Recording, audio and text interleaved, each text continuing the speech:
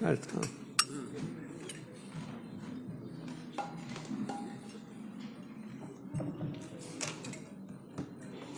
Is it cold outside? Like yesterday? Or? Thank you.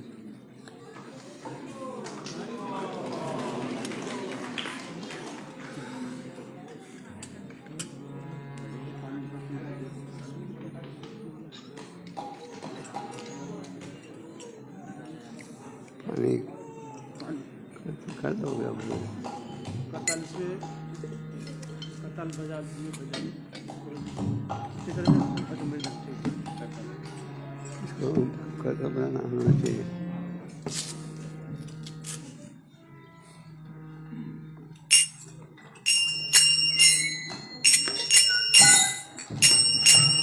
कर जय राम कुंज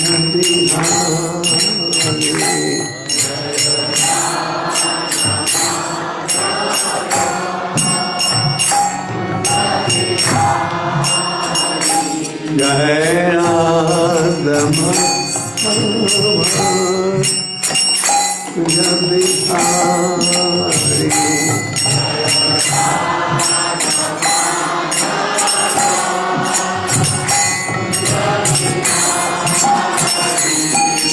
गोपी जाना वाला शिवधारी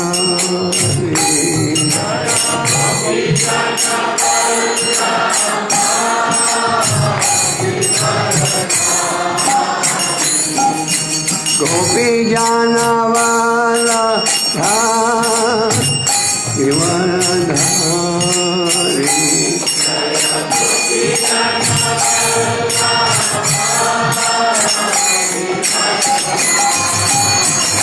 जय राधम कुंज बिहारी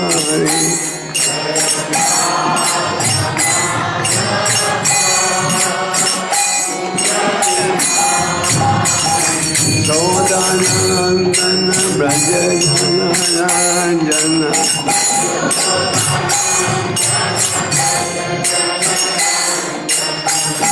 सौदानंदन ब्रज जन रंजन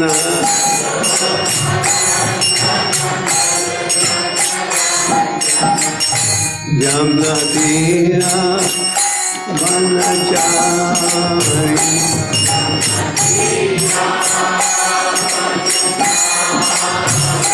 जमुना तीरा वनचारी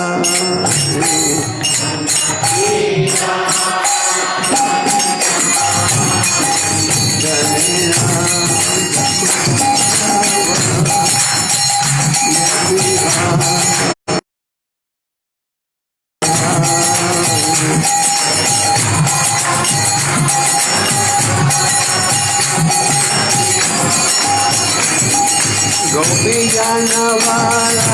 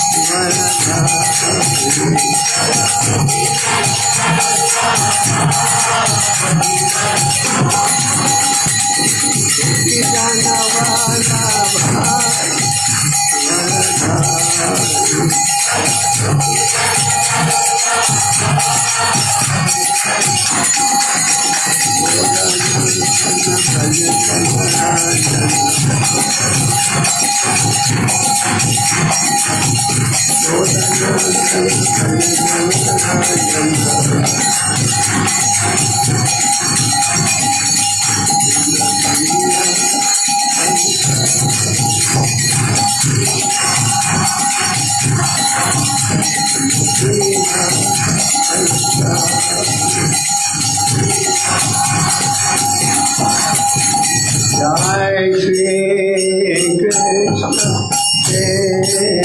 Chaitanya Prabhu Nityananda Shri Advaita Gadadhara Srivasadi Gaur Bhaktavedanta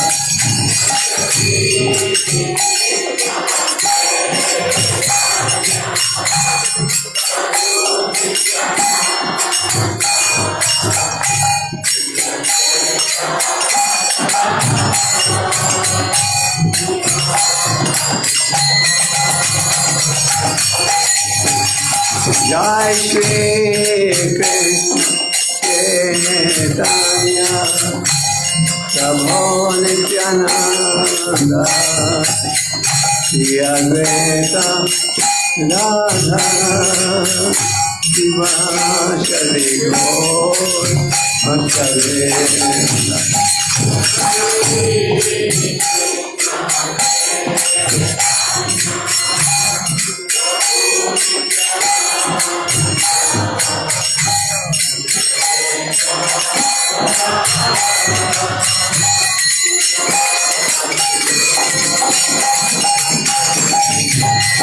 Hare Krishna, Krishna, Krishna Krishna, Hare Hare, Hare Rama,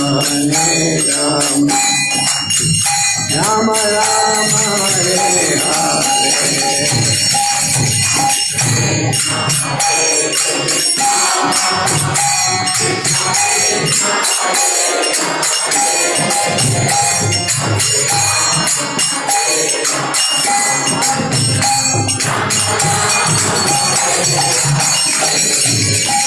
Hare Krishna, Krishna, Krishna Krishna, Hare Hare, Hare Rama,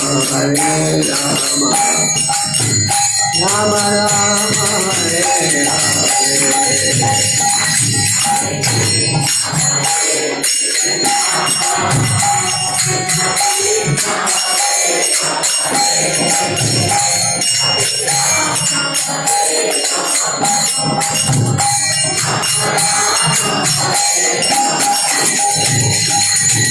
Krishna, Krishna, Krishna Krishna, Hare Hare, Hare Rama,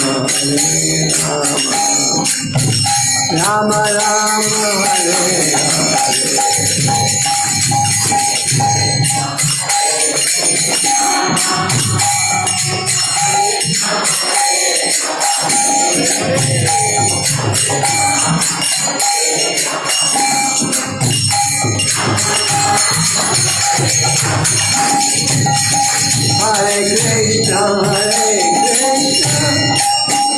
Krishna Krishna, Hare Hare, Hare Rama, Rama Rama, Hare Hare.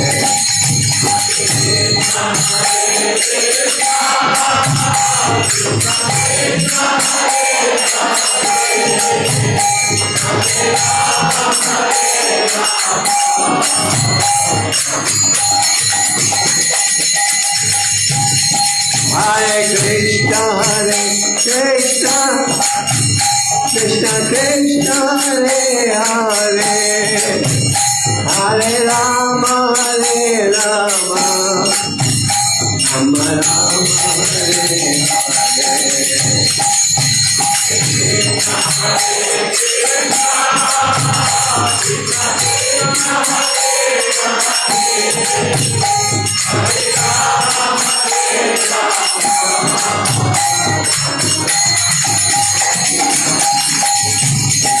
Hare Krishna, Krishna Krishna Krishna, Hare Hare, Hare Rama, Rama Rama, Hare Hare.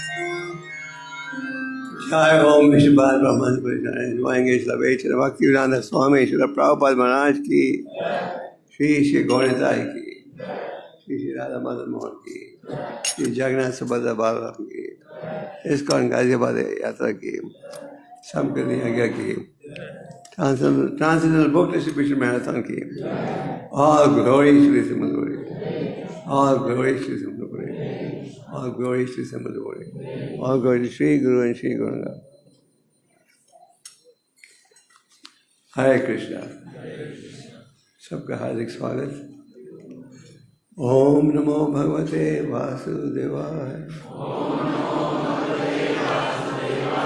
ओम नमो भगवते वासुदेवाय। ओम नमो भगवते वासुदेवाय। आज हम 24 के 12वें अध्याय का 37th verse पढ़ेंगे। It's on the board. How many people have smartphones? Everyone. Shanta, Sama, Resha, Sudha, Sarva, Bhutanuraj, Ranjana, Yant,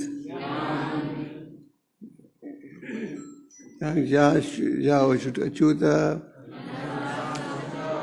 light heart चाहिए, Padam, Achuta, Priya, Bandhava, Shanta Samadhisha Sudha, Sarvabhutanu Arjuna, Yant, Yanja Achuta Padam, Achuta Priya Bandhava, Shanta Samadhisha Sudha, Sarva Bhutanu Ranjana, Yanja Achuta Padam, Achuta Priya Bandhava.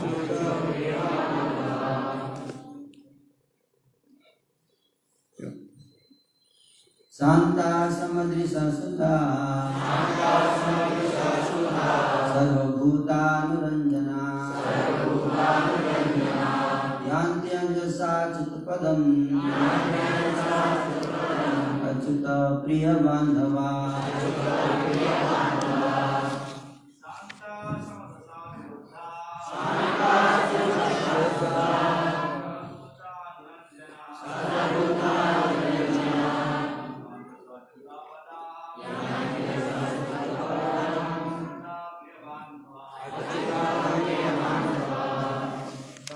Samadrisha Sudha Sarvabhutanuranjana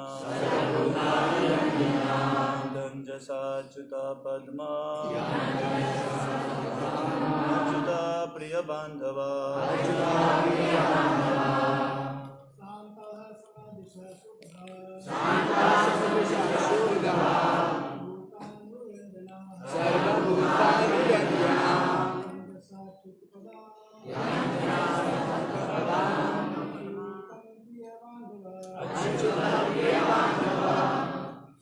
Mataji,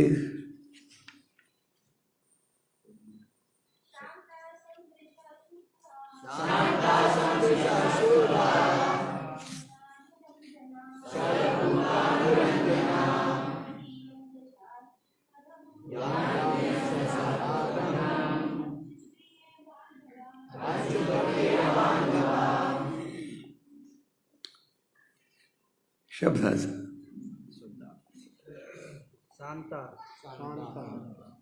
शांत समदृशा समदर्शी शुद्धा पवित्र सर्व समस्त भूत जीवात्माएं अनुरंजना प्रसन्न करने वाले यान्ति जाते हैं अंजसा सरलता पूर्वक अच्युत श्री भगवान के पदम धाम को अच्युत प्रिय श्री भगवान के भक्त बांधवा मित्र।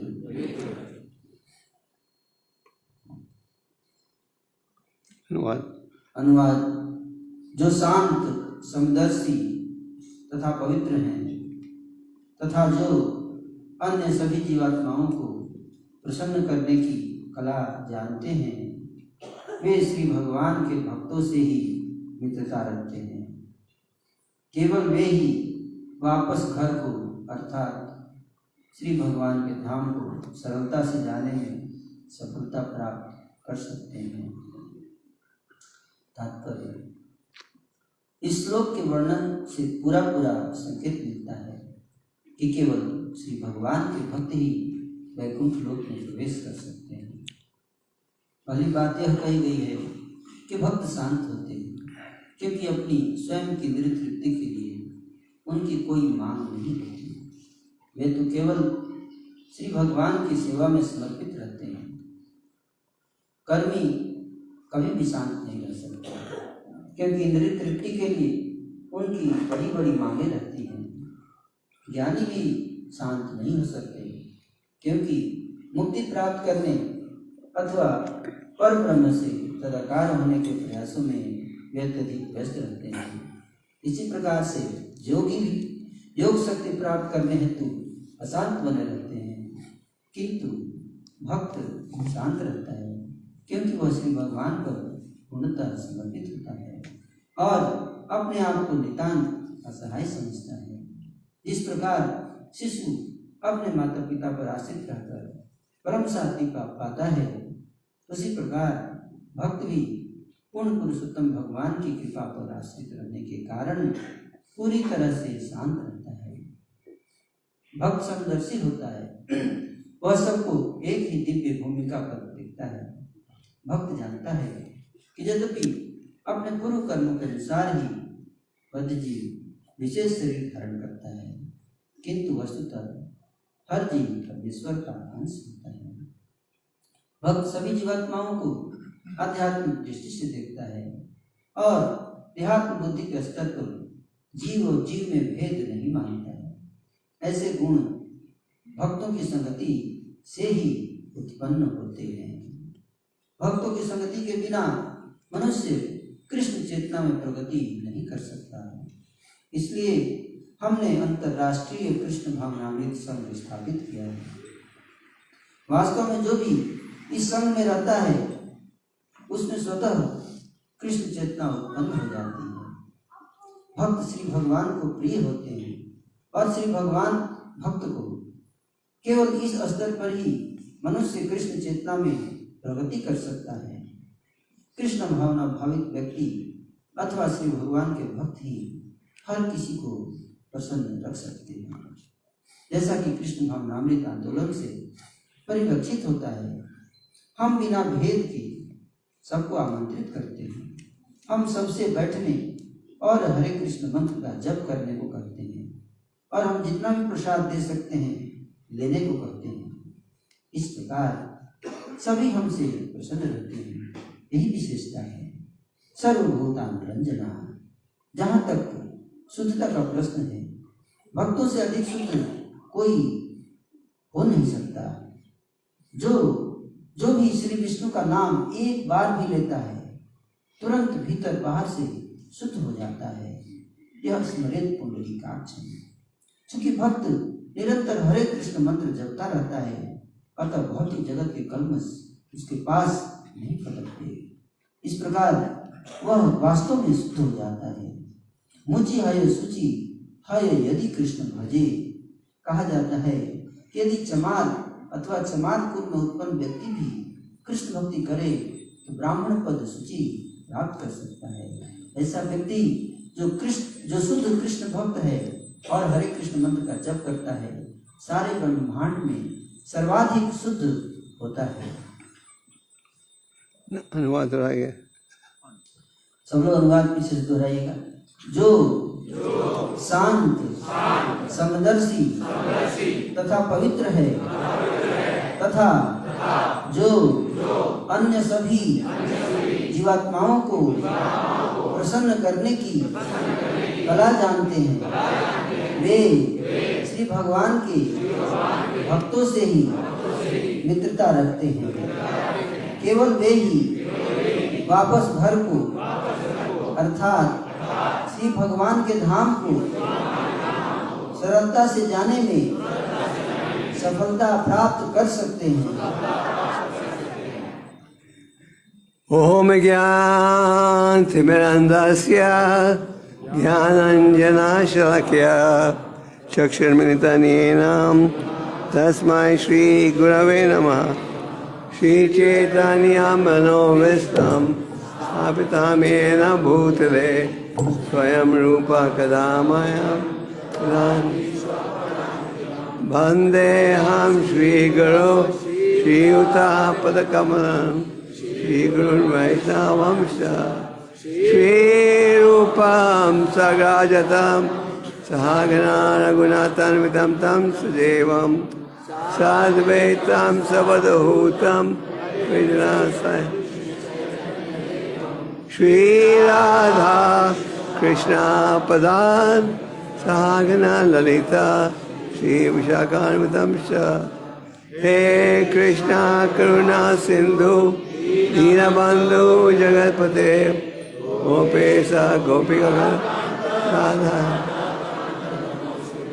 सप्ता कंचना गौरांगी राधे वृंदावनेश्वरी ऋषभानुसुति देवी रानमाने हरि प्रिय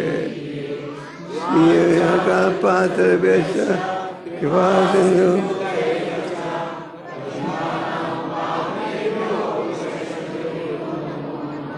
जय श्री कृष्ण चैतन्य प्रभु नित्यानंद श्री अद्वैत गदाधर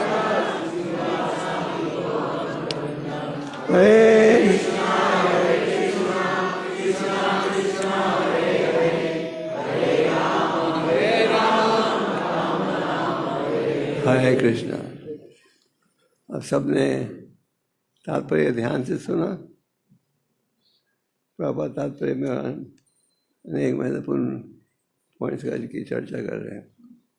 तो ये इस अध्याय में ध्रुव महाराज की कथा पढ़ रहे हो और इस अध्याय के समाप्ति श्लोकों में कहा गया है जो भी व्यक्ति ध्यान से ध्रुव महाराज की कथा सुनेगा तो वो कहाँ भगवान के धाम लौटने के योग्य हो जाएगा।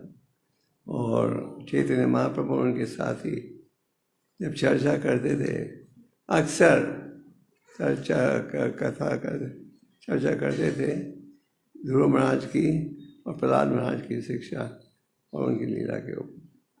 तो यहाँ पढ़े हुए इस अध्याय में कि भगवान ध्रुव महाराज से बड़े प्रसन्न थे और भगवान की इच्छा थी कि अब ध्रुव महाराज को कहाँ लाया जाए, भगवान के धाम।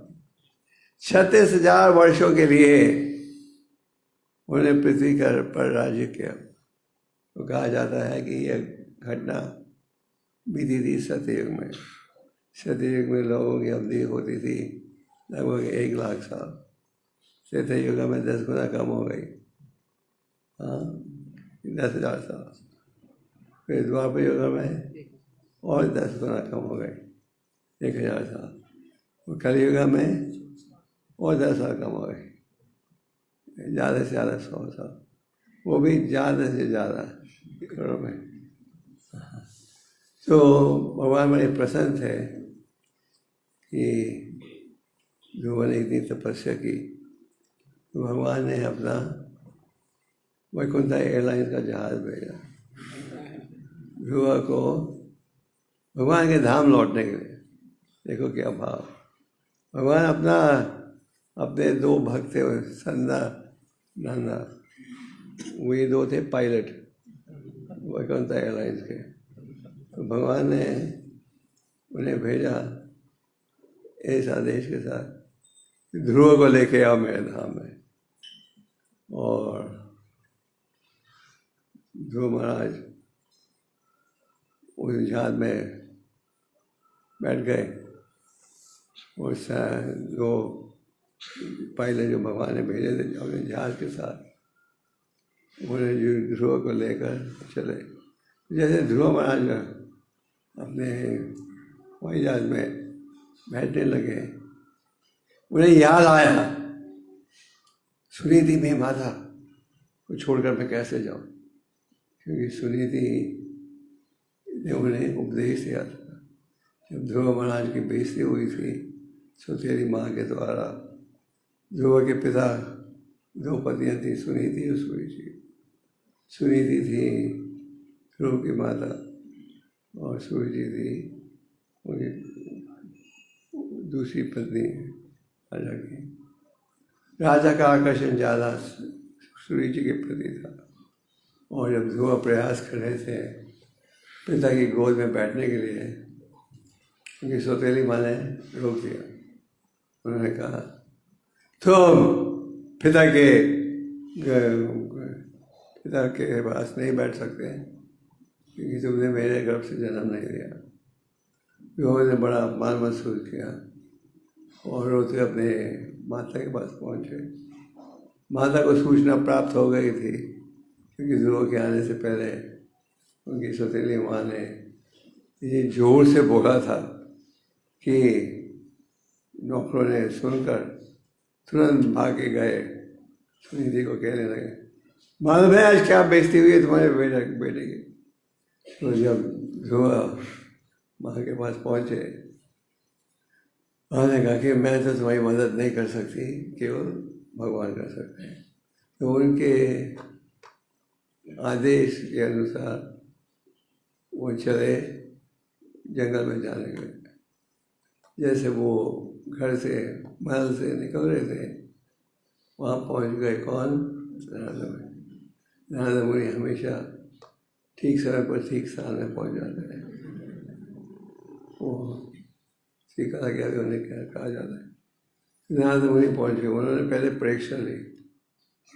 उन्होंने कहा कि ये तो अभी सौतेली माँ के शब्दों को इतनी गंभीरता से मत लो, तुम तो छोटे बच्चे हो, जाओ खेलो कूदो, ये भगवान को खोजने की उम्र थोड़ी है, ये तो खेलने की उम्र है।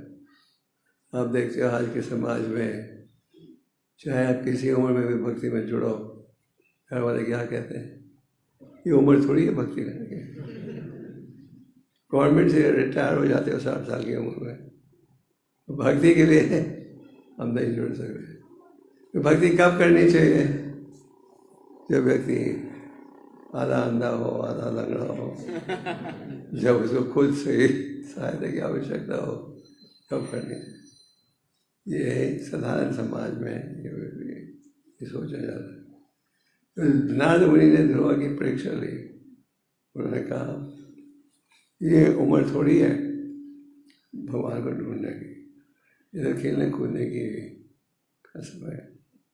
ध्रुव ने कहा अगर आप मेरी मदद करना चाहते हो मैं आपसे बात करूंगा, नहीं तो मुझे अकेले छोड़ दो। नारद मुनि ने परीक्षा ली। जैसे हमारे इस्कॉन संस्था में भी दीक्षा से पहले देखा जाता है विद्यार्थी कितना गंभीर है, पर वो भी एक प्रकार की परीक्षा है। तो नारद मुनि ने परीक्षा ली थी ध्रुव महाराज की। जब उन्होंने देखा कि ही इज डिटर्मिन्ड, जिस भाव है, उन्होंने उनको उपदेश दिया, शिक्षा दी।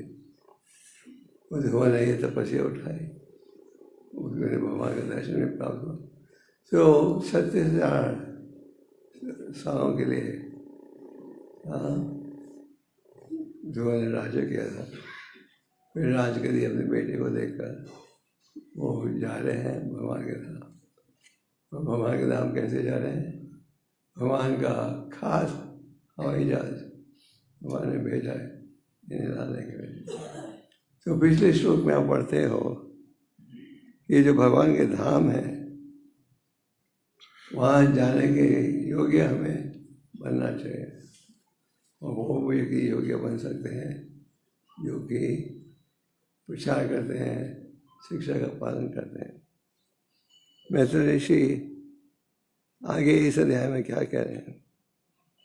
भगवान के धाम अगर जाना चाहते हो तो हमें शांत होना चाहिए। तात्पर्य में प्रभुपाद जी समझाते हैं, इस अनुवाद तात्पर्य में अनेक महत्वपूर्ण पॉइंट्स की चर्चा प्रभुपाद जी कर रहे हैं।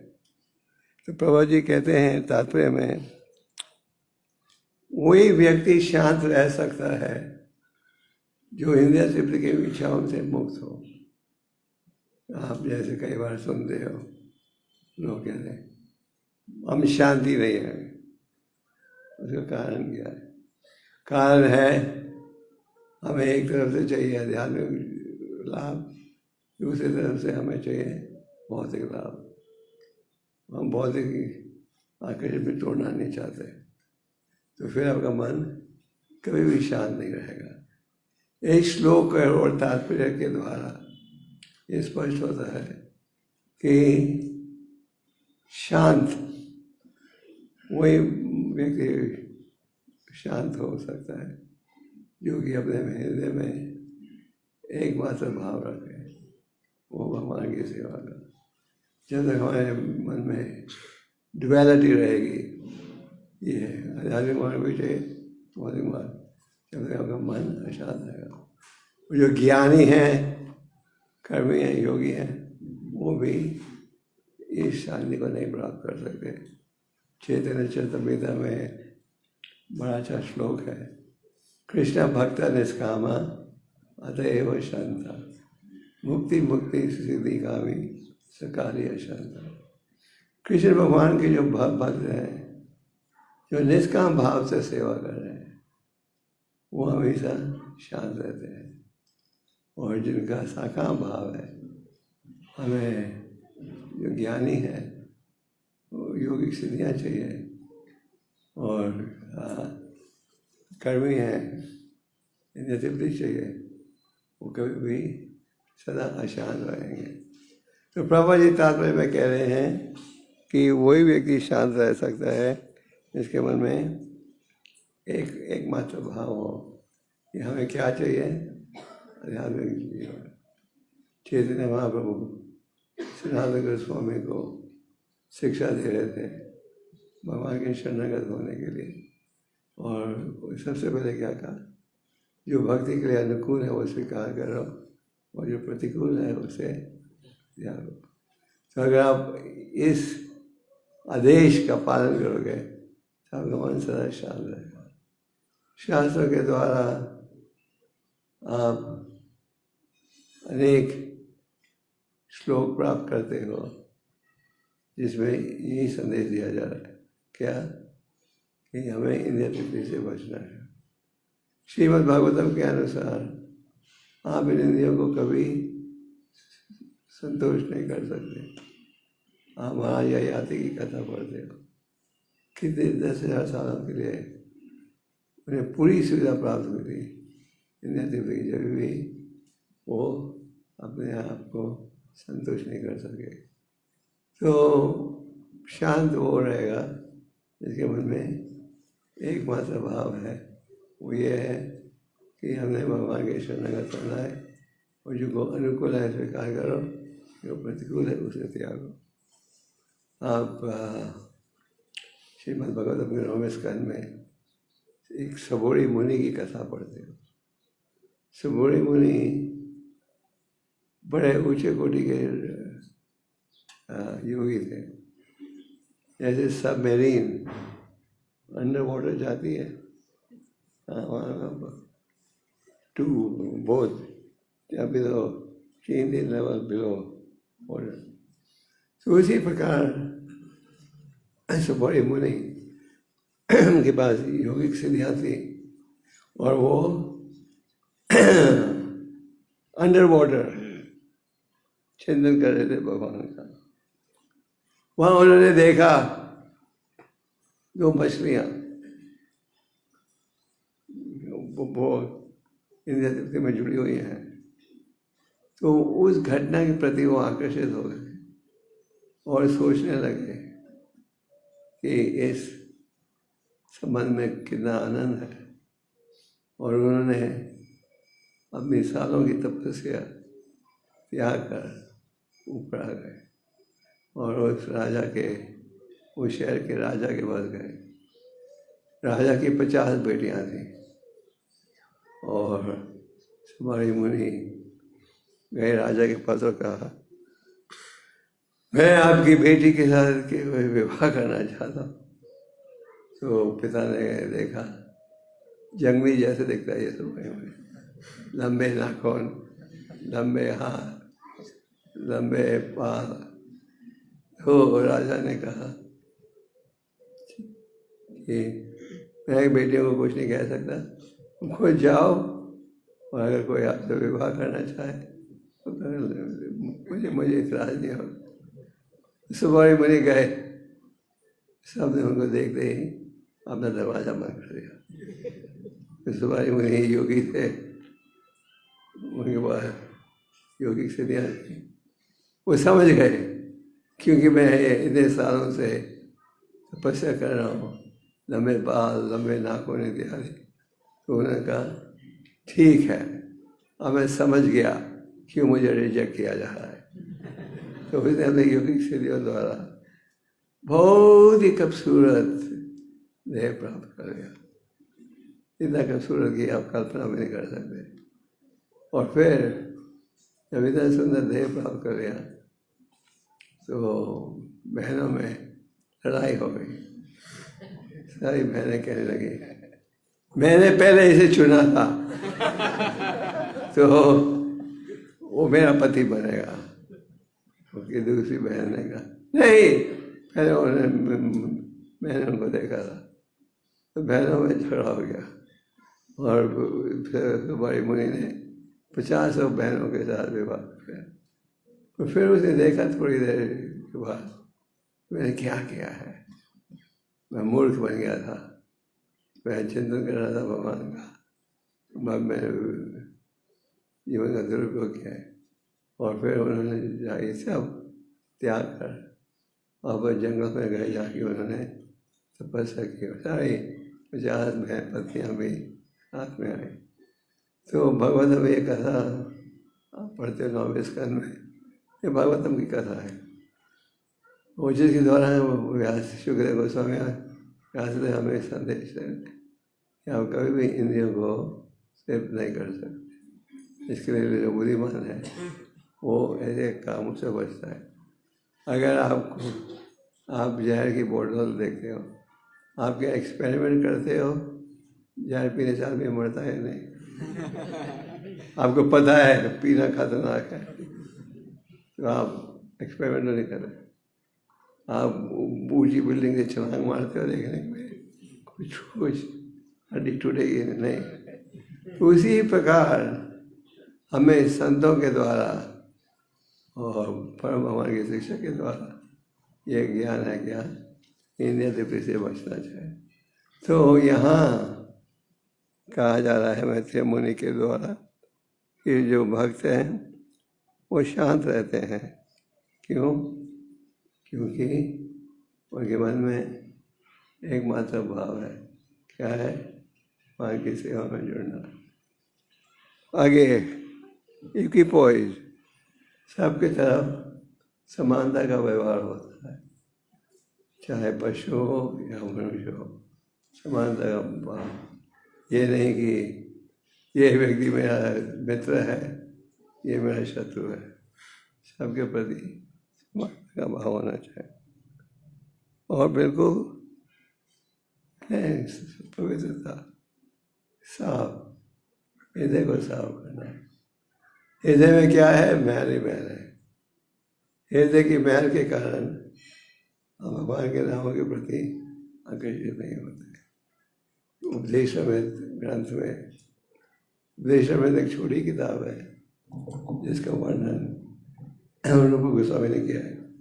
तो वो कहते हैं इसमें आपके जो नाम हैं ये अत्यंत मीठे हैं और आपकी जो लीलाएं हैं वो भी मीठे हैं। आपका जो गीता का संदेश है वो भी मीठा है।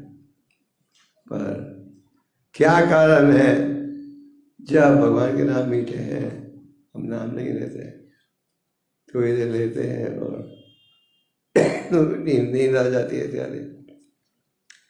क्योंकि हमारे जीव में एक बीमारी है, इसकी अविद्या की। अविद्या की बीमारी का अर्थ है भौतिक आकर्षण, काम, क्रोध, मोह, मन, मत्सर्य के द्वारा। रूप गोस्वामी कहते हैं ये अनर्थक की बीमारी के कारण, अनर्थक के प्रभाव के कारण हम इनाम के मीठापन महसूस नहीं कर सकते। अक्सर हम माला का कोटा करते हैं फिर सोचते हैं कि बहुत बड़ा बोझ आ गई उठा के, तो क्योंकि रुचि नहीं है।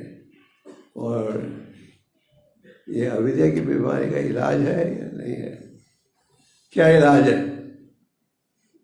क्या कहते हैं वो कहते हैं कि ध्यानपूर्वक जाप करने से अविद्या की बीमारी का इलाज है। जैसे भगवान गीता में क्या कहते हैं, देवी शकुन माया मेरी गुणी माया का विरोध करना बहुत ही मुश्किल है, और जो मेरी शरण में आए वो कर सकता है। तो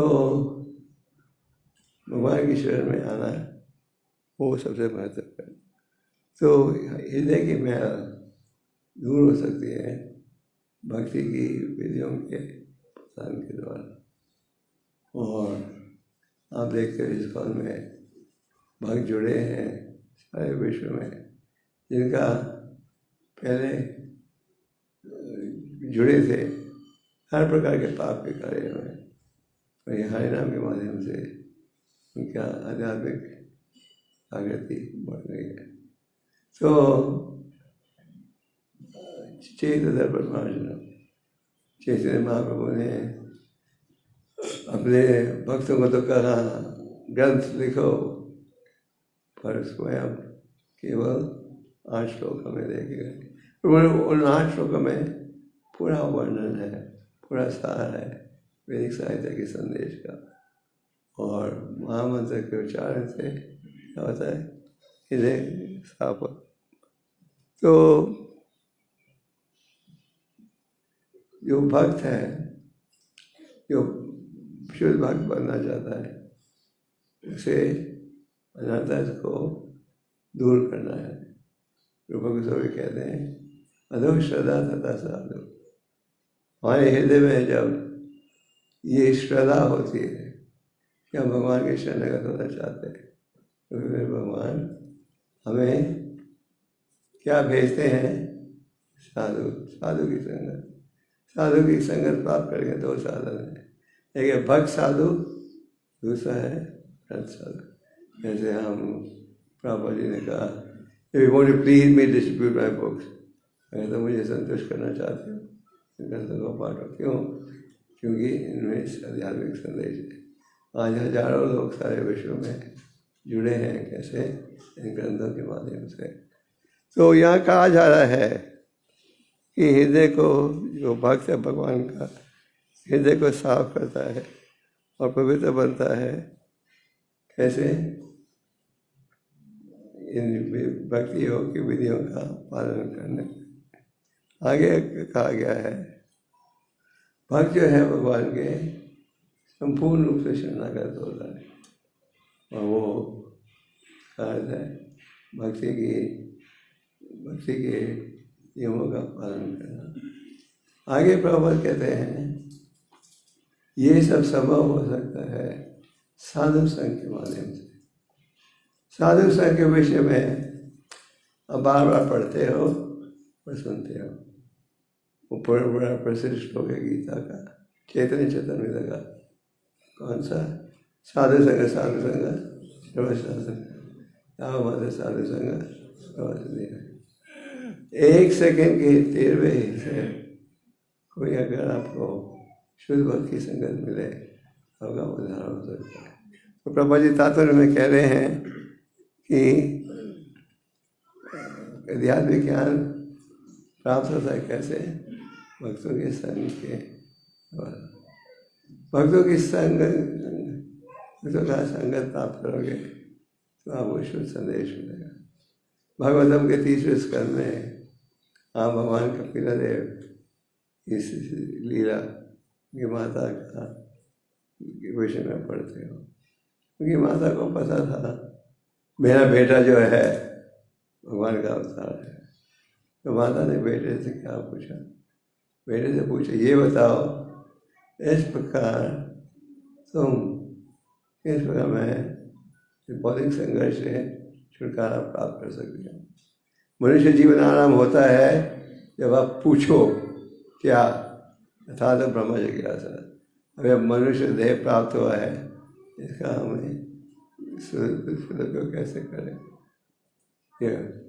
कल प्रभा जी का लेक्चर सुन रहे थे, वो जिन्होंने प्रभा जी ने कहा human life starts when you inquire.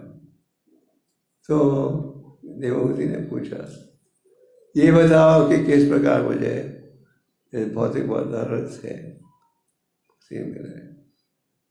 मेरा बड़ा प्रश्न था, ये प्रश्न पूछकर बेटे ने क्या कहा, आपको के साधु संग के द्वारा। फिर उन्होंने पूछा भक्ति कैसे प्राप्त होती है? उन्होंने कहा भक्ति के नियमों के पालन से। तो कहा कि जो आकर्षण भौतिकवादियों के प्रति है वो हमें करना चाहिए साधन के प्रति। और अनेक श्लोक हैं जिनके द्वारा भगवान क्या संदेश दे रहे हैं कि संतों के सभा में रहकर भक्ति का पालन ज़्यादा आसान है। तो इस विषय की चर्चा हर जगह। तो ये आज के श्लोक के तात्पर्य में भी आप पढ़ते हो कि प्रभुपाद कह रहे हैं साधु संगत बहुत आवश्यक है अगर हम भक्ति में उन्नति करना चाहें। आजकल ये लॉकडाउन के कारण सब ऑनलाइन कर रहे हैं, तो उसका प्लस पॉइंट भी है, थोड़े माइनस पॉइंट भी है। माइनस पॉइंट ये है कि इस भक्तों की संगत कम मिलती है, सब ऑनलाइन हो रहा है। पर खैर साधु संगत इज सोल्यूशन। और साधु संग में रहोगे तो अच्छे विचार सुनने में मिलेंगे। तो प्रभु जी कह रहे हैं तात्पर्य में अंतर्राज कृष्ण भावनामृत संघ की स्थापना हुई है किसके? सारे विश्व में इस संदेश का प्रचार करने के लिए। और प्रभु जी ने क्या कहा, हरिनाम का चैंटिंग करो और प्रचार खाओ। एक समय जब प्रभुपाद पृथ्वी पर थे उन दिन में भारत की आर्थिक स्थिति आज जैसे नहीं थी, काफ़ी कमज़ोर थी। और जो प्रभुपाद ने कहा मैं सारे विश्व को निमंत्रण दे रहा हूँ, आप आओ हमारे साथ, हमारे मंदिरों में रहो हमारे साथ, और सबके लिए सुविधा है, पर हमारे साथ रहो हमारे नियमों का पालन करते हुए। नियमों का पालन करोगे तो आध्यात्मिक उन्नति भी होगी। तो साधु संघ में हमें रहना चाहिए और इस विषय का चर्चा की गई है। और प्रभुपाद कह रहे हैं कि साधु संघ में रहोगे तो आध्यात्मिक ज्ञान प्राप्त होगा। साधु संघ में रहने का एक और लाभ है, अगर आप में कोई कमजोरी भी हो रही है उसको आप सुधार सकते हो। और नारद मुनि कहते हैं 3 प्रकार की संगत आप प्राप्त कर सकते हो। उनकी संगत जो आपसे उत्तम भक्त है, और दूसरा उनकी संगत जो आपके बराबर है, तीसरा जो आपसे कम ज्ञान रखते हैं। ध्रुव महाराज ने भगवान को प्रसन्न किया था अपने ही तपस्या के द्वारा। तो भगवान ने ध्रुव महाराज से पूछा ध्रुव मांगो में से क्या वर चाहिए तुम्हारे, तुमने बड़ी गहरी तपस्या पालन किया। ध्रुव ने क्या कहा, अगर आप मुझे वर देना चाहते हो तो ऐसा वर दीजिए कि मुझे उत्तम भक्तों की संगत प्राप्त हो, क्योंकि उत्तम भक्तों की संगत प्राप्त होगी तो हमें शुद्ध ज्ञान मिलेगा, और उस ज्ञान का आप पालन करें तो आध्यात्मिक उन्नति कर पाएंगे। 7वें स्कंद में आप प्रहलाद महाराज की कथा पढ़ते हैं। भगवान ने प्रहलाद से कहा, मेरे कारण तुम्हें इतनी तपस्या करनी पड़ी, मांगो मेरे से क्या चाहिए। प्रहलाद ने कहा, जो भक्त सेवा के बदले में कुछ आर्थिक लाभ चाहता है वो शुद्ध भक्त नहीं है, और जो गुरु है, साधु ज्ञान देता है किसी उम्मीद रखते हुए, तो वो भी शुद्ध नहीं है। आगे का, अगर आप मुझे वर देना चाहते हो तो एक वर दीजिए, क्या, कि मेरे हृदय में किसी प्रकार का भौतिक आकर्षण न हो, ये थी उनकी इच्छा। तो जो भक्त हैं उनकी एक ही इच्छा रहती है कि हम शुद्ध भक्ति के मार्ग में जुड़े और उन कार्य को स्वीकार करें, भक्ति के लिए अनुकूल है। तो जब आप उत्तम भक्तों से मिलो हम प्रसन्न हो जाते हैं। जब आप अपने बराबर के भक्तों से मिले तो क्या होता है, हमारे में हमें मित्रता का भाव प्रकट करना चाहिए। आप भागवतम के 4थे स्कंद में प्रचेतस की कथा पढ़ते हो।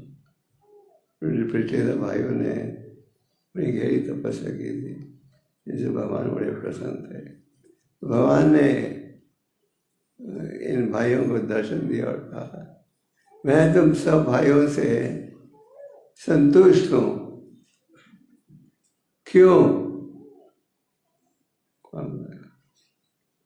क्योंकि सब भाइयों में एक ही भाव है, क्या, भक्ति योग। सारे भाइयों में एक ही मेन पॉइंट था, भगवान की सेवा में। इसे भगवान ने कहा, मैं तुम्हारी मित्रता में बड़ा प्रसन्न हूँ। तो जब बराबर के भक्त को मिला होता है तो क्या भाव होना चाहिए, मित्रता का भाव। और हम सब में एक ही भाव होना चाहिए भगवान की सेवा का। जैसे किसी मंदिर में गाजियाबाद हो के अनेक भक्त होते हैं, और सब में एकता जब रहेगी तो हम सबका एक ही भाव रहेगा, क्या, हमने भगवान की सेवा करनी है, और उस सेवा में हम जुड़ते हैं प्रतिकूल कार्य को त्यागते हुए। तो भगवान ने कहा, मैं तुम सब भाइयों से संतुष्ट हूँ, क्योंकि तुम सबका एक ही मूल उद्देश्य है। वो क्या है? साधु संग, सेवा की भावना। तो जब आप मिलो बराबर के भक्तों से तो क्या होना चाहिए? मित्रता का भाव। जब आपके कम ज्ञान के व्यक्ति को मिलो तब क्या भाव होना चाहिए?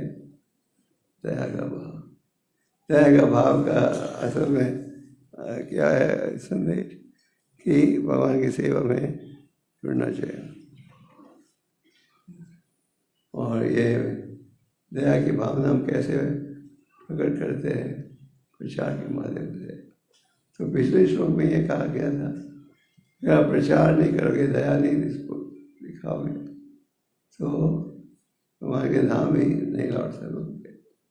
तो साधु संग में रहना का लाभ है, अगर सबका उद्देश्य एक ही है, शुद्ध भक्ति। तो प्रभुपाद जी कहते हैं ये संभव है कैसे? हरिनाम के उच्चारण से।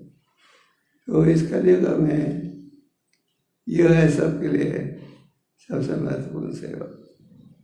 हरिनाम हरिनाम हरिनाम केवलम कलो न सेवा निर्बल सेवा गति रहने का। आप भागवतम के 6 स्कंद में आजीविल की कथा पढ़ते हो।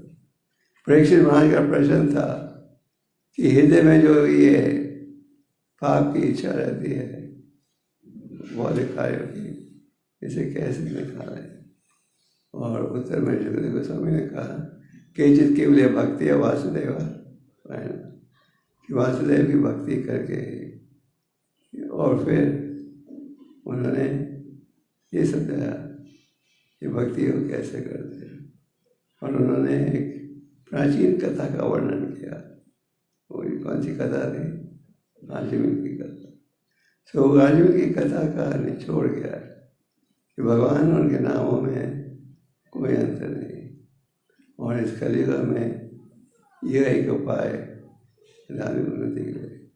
हम सबका अभ्यास है कि जब आप जप पाना इत्यादि करते हो तो जब क्या देखते हो, जब हम ध्यान से जप करें हम देखते हैं कि हृदय की जो मैल है वो जल्दी निकलती है। जब आप साधना भक्ति का पालन करो तो भी यही अनुभव होता है, और जब नहीं करो तो फिर मुक्ति का आकर्षण बढ़ जाता है। तो इसलिए हमें बड़े ध्यान से करना चाहिए। 10 नाम अपराध हैं, उनसे बचकर हम जो करें जा तो इसका पूरा लाभ पहुँचेगा। तो इन गुणों को प्राप्त करने के लिए इस चीज़ की आवश्यकता है। इन गुणों को प्राप्त करने के लिए भक्ति योग के विधियों का पालन करना है। भक्ति योग शुरू होता है कैसे? भगवान के नामों के चरण से। चैतन्य महाप्रभु ने हरिनाम का प्रचार किया, और उनकी भविष्यवाणी थी कि क्या कि विश्व के पृथ्वी से आचे चंद्र का हर कोने में ये हरिनाम जो है। आज सारे विश्व में आप देख रहे हो प्रभा जी के प्रयास से हरिनाम का उच्चारण हो रहा है। तो जो भक्त है वो जानता है क्या कि इस कलयुग में यह है एक सरल साधन। कृत्य अध्याय तो विष्णु ये जो सतयुग में भगवत प्राप्ति का साधन क्या था? भगवान का चिंतन। त्रेता युग में क्या था? बड़े बड़े यज्ञ। द्वापर युग में भगवान के आचरण की उपासना, और वही लाभ इस कलयुग में आप सकता है। तो साधु संग में रहोगे तो हमेशा सुनते रहोगे हरिनाम की महिमा।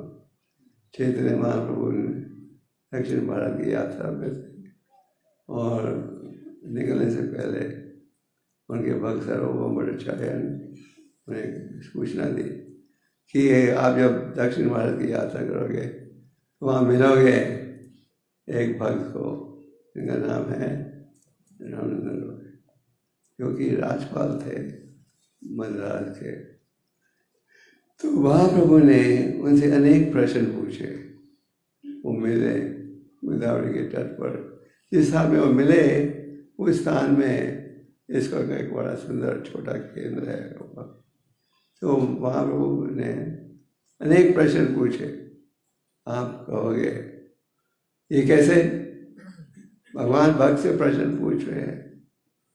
भक्त जिस प्रकार भक्त की इच्छा रहती है भगवान का गुणगान करने के लिए, भगवान चाहते हैं भक्तों की महिमा बढ़े, और उनसे अनेक प्रश्न पूछते हैं। जैसे जब भीष्मदेव शरीर त्याग रहे थे तो भगवान भी वहाँ उपस्थित थे अन्य भाइयों के साथ। भगवान ने युधिष्ठिर को कहा पूछो इनसे क्या होना चाहिए जीवन का उद्देश्य। तो चैतन्य महाप्रभु ने पूछा कि सबसे दर्द देने वाली क्या स्थिति है, और रामनंदन ने कहा भक्तों की संगत से जुदा हो जाना, ये सबसे पेनफुल, ये सबसे दर्द देने वाली स्थिति है। तो भक्तों के संगत से जुदा हो जाना वो ये इसमें बड़ा कठिन है। तो हमारा प्रयास ये है सबसे पेनफुल चीज़, जैसे कोई बीमारी होती है तो ये भक्तों के संग से जुदा हो जाना ये एक प्रकार की बड़ी सजा है हमारे ऊपर। तो हमें ध्यान से सेवा करनी चाहिए, भक्तों के संग में रहना चाहिए और भक्तों के साथ मित्रता का भाव और विनम्र भाव होना चाहिए। विनम्र भाव से करेंगे भक्ति का पूरा लाभ मिलेगा। चैतन्य महाप्रभु ने कहा कि जो श्रीनाथ विचेना श्लोक है ये सबसे महत्वपूर्ण है। क्यों? क्योंकि भगवान प्रसन्न होते हैं कि वो देखते हैं विनम्रता का भाव है और फिर भगवान वो शक्ति देते हैं नाम का उच्चारण करने के लिए। इसलिए चैतन्य महाप्रभु ने क्या कहा, सिद्धांत विष्णु चेना हमारी न माना देना कीर्तन, कि अगर हम इस भावना से सेवा करेंगे तो फिर हरि नाम का उच्चारण सदा कर सकोगे।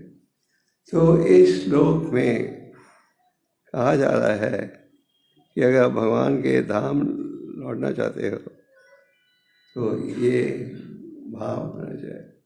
और प्रभु जी कह रहे हैं भक्तों के प्रति मित्रता का भाव, भक्तों के प्रति मित्रता का भाव रखोगे तो भगवान के धाम लौटने के योग्य बनोगे। ये बड़े स्पष्ट रूप से अनुवाद में कहा गया है। तो हमारा भाव होना चाहिए क्या कि हम सदा भक्तों के संग में रहें। और भक्तों के संग में हम इसलिए रहते हैं क्योंकि एक दूसरे की संगत के द्वारा लाभ उठाकर आप भक्ति में आगे बढ़ सकते हैं। इसलिए यह उद्देश्य है। भौतिक स्थिति में मित्रता का भाव का अर्थ है हम आपको सहयोग दें इन्हें दीप्ति में और आप हमें सब सहयोग दो, और जब ये संभव नहीं होता तो तलाक हो जाता है, सेपरेशन हो जाती है। और भक्त के मन में ये भाव रहना चाहिए कि हमने सबको भगवान की सेवा में रखना है, और सबके प्रति मित्रता का भाव। प्रभुपाद जी कहते थे कि हमें एक दूसरे के नुक्स की बजाय एक दूसरे के गुणों को देखना चाहिए। इस प्रकार सेवा भावना बढ़ेगी। तो भक्तों के प्रति मित्रता का भाव। प्रहलाद के पिता सूर थे तो उनके अध्यापकों को शिक्षा दे रहे थे संतान महाराज को, मेरे बेटे को राजनीतिक शिक्षा दो, ये कौन मित्र है कौन शत्रु है। प्रहलाद ने कहा मेरा कोई शत्रु नहीं, सभी मेरे मित्र हैं, इस शिक्षा में मेरी कोई रुचि नहीं। भगवतम की तीसरे में जब कपिला देव भगवान ने साधु के लक्षणों का वर्णन किया, क्या का वर्णन है, तितिक्षा कर्ण ने कहा सूरदा सर्वा वज्रदा सर्वशंका साधु साधु भूषण। सूरदा सर्वधैनम, जो भक्त है वो सबका मित्र मानता है अपने आप को, सबका। ये नहीं ये मेरे दल में है, ये मेरे दल में नहीं है, ये शत्रु है, ये मित्र है। यहाँ कहा जा रहा है कि सब के प्रति मित्रता का भाव और ये विनम्र भाव हो तो भगवान के धाम लौटने के योग्य बन सकते हैं। अगर भगवान के धाम लौटना है तो हमें मन को बिल्कुल शांत बनाना चाहिए। तो मन शांत होगा जब हम इंद्रिय तृप्ति से बचो। आज के वातावरण में जहाँ देखो वहाँ इंद्रिय तृप्ति का दर्शन ज्ञान प्राप्त हो रहा है। तो इससे बचने के लिए हमें सावधान रहना पड़ेगा। ये अनुभव है कि जो सावधान रहते हैं वो माया के प्रभाव से बच सकते हैं। तो यहाँ मैं ऋषि कह रहे हैं कि मन को एकदम शांत रखना चाहिए। तो जो व्यक्ति आध्यात्मिक मार्ग में जुड़ता है उसके विषय में गीता में क्या है, ब्रह्मभूत प्रसन्नात्मा सोचती न सोचती। जो व्यक्ति भक्ति में जुड़ते हैं वो आनंद ही आनंद प्राप्त करते हैं। प्रहलाद महाराज कहते हैं न विदम स्पर्धा कहते हैं विष्णु। लोग ये नहीं जानते कि असली आनंद कैसे प्राप्त हो। जैसे कि कल ही, आज 2 तारीख है, तो कल ही नया साल शुरू हुआ है। ये है क्रिश्चियन न्यू ईयर। ये है, खैर आज वो अंतर्राष्ट्रीय न्यू ईयर बन गया। हम एक दूसरे को कहते हैं हैप्पी न्यू ईयर, नया साल मुबारक हो। और ये मीटिंग चलेगी और 1 हफ्ते तक फिर नए। और जब देखो जैसे 2020 में भी कईयों ने आपको कहाएगा कहा होगा कि हैप्पी न्यू ईयर बोलो। पर अंत में आप क्या देखते हो 2020? अंत में ये देखते हो कि हालांकि सबने कहा हैप्पी न्यू ईयर, इस साल में तो बड़ी गंभीर समस्या थी। लॉकडाउन हो गया, कईयों की नौकरी चले गई, कईयों का ये नुकसान हुआ। तो आप क्या देखते हो? सबने कहा हैप्पी न्यू ईयर, पर हमने क्या अनुभव किया? कष्ट। अभी 2021 में लोग सोच रहे हैं अब तो वैक्सीनेशन आ गई है, अब कोई चिंता की वायरस 4 आपको पता है यूरोप में उसका बड़ा तेज प्रभाव है। और कहते हैं ये जो वायरस है 70% फास्ट ये कहाँ से ये सब लाते हैं पता नहीं। तो उनका ये कहना है 70% फास्ट है।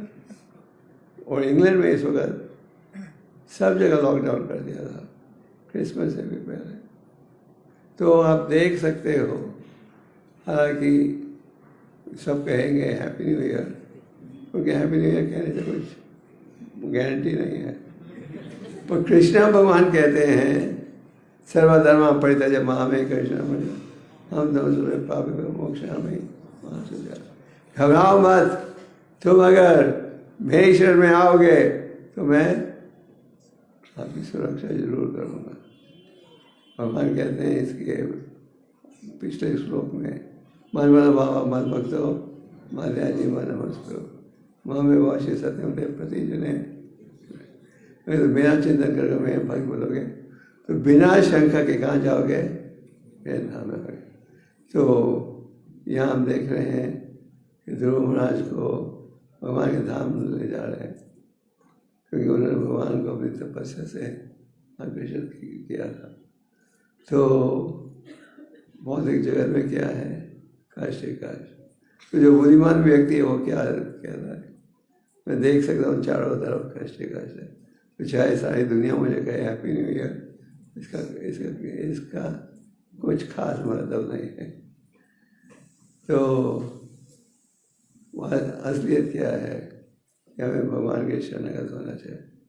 प्रहलाद महाराज ने जैसे कहा, आज लोग ये नहीं जानते कि असली सुख कैसे प्राप्त होगा। जब प्रभुपाद जी अमेरिका में गए थे तो उन्होंने एक आर्टिकल लिखा था, हु इज़ क्रेजी। आपने वो पढ़ा है आर्टिकल? पागल कौन है? पढ़ा है? वो प्रभुपाद का लेक्चर था न्यूयॉर्क में। तो उस लेख में प्रभुपाद जी एनालाइज करते हैं, कहते हैं समाज में बेसिकली 2 दल हैं, एक है भक्तों का, दूसरा है अभक्तों का।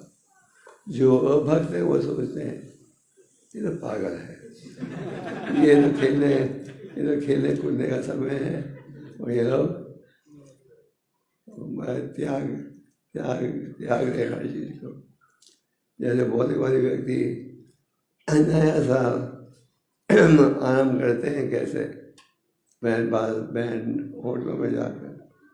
ये साल तो पता नहीं, पर पहले जब समाज में इतनी परेशानी नहीं थी, 1-1 लाख रुपए का टेबल एक बुक होता न्यू ईयर ईव में, क्योंकि वो सोचते थे नया साल हम शुरू करेंगे हंसते हुए, शराब वगैरह पीते हुए, तो सारा साल ये सुविधा प्राप्त पर वास्तविक में क्या है आपके सोचने का कुछ मतलब नहीं है।